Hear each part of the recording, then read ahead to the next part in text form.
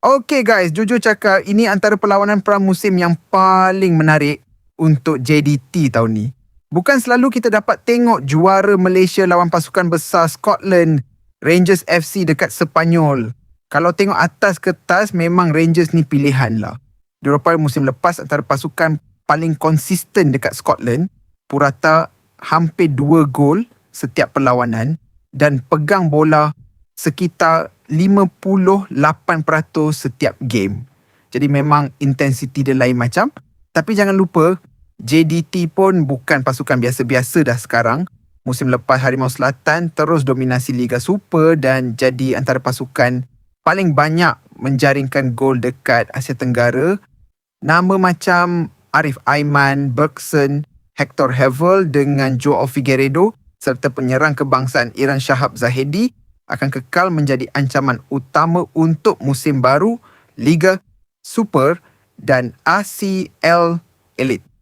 Fakta menarik dia, ini antara pasukan terbesar pernah JDT jumpa dalam aksi pramusim sejak beberapa tahun kebelakangan ni. Rangers pula sekarang berada dalam fasa membina semula pasukan untuk cuba rampas balik kejuaraan Scotland daripada Celtic.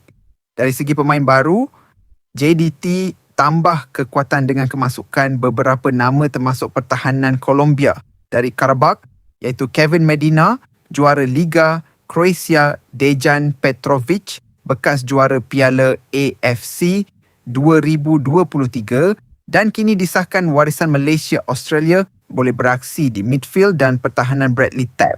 Ramai pemain utama seperti Marcos Guilherme, Eddie Israfilov dan Ager Aketche dikekalkan untuk bagi lebih pilihan, terutama bagi saingan AFC Elite musim baru nanti.